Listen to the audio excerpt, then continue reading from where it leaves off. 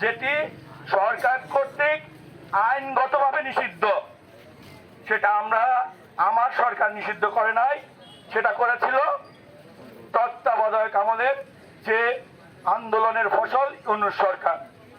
এখন এই একটি নিষিদ্ধ সংগঠন গুণাগুপ্ত কিছু মিছিল করে এই আমাদের শান্ত পূর্ব দালালকে অশান্ত করার পায়তারা চালাচ্ছে।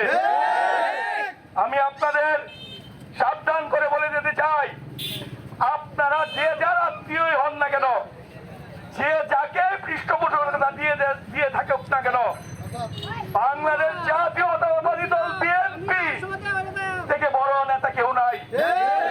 যেখানে তারেক রহমানের নির্দেশ, কোন ফ্যাসিস্টকে আশ্রয় প্রশ্রয় দেওয়া যাবে না, কোন ফ্যাসিস্টকে এই বাংলাদেশের মাটিতে তার রাজনৈতিক কার্যক্রম করার অনুমতি দেওয়া যাবে না। সুতরাং আমাদের তারেক রহমানের কথা মেনে চলতে হবে। আর আপনারা যারা আছেন, যদি কেউ আমাদের বিএনপিতে থাকেন, আমরা আওয়ামী পুনর্বাসনের চেষ্টা করছেন, তাদের কাছে অনুরোধ জানাবো আজকের পরের থেকে এটা ভুলে যান। কারণ আজকের পরের থেকে আর মিছিল হবে না।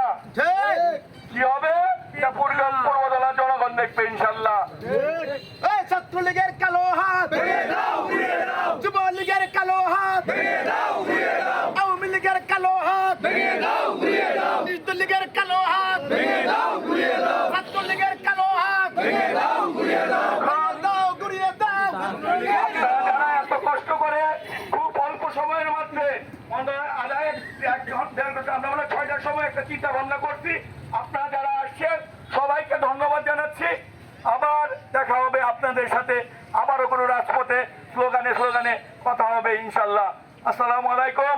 শহীদ জিয়া অমর হোক, খালেদা জিয়া অমর হোক, আমাদের তারুণ্যের অহংকার তারেক রহমান জিন্দাবাদ।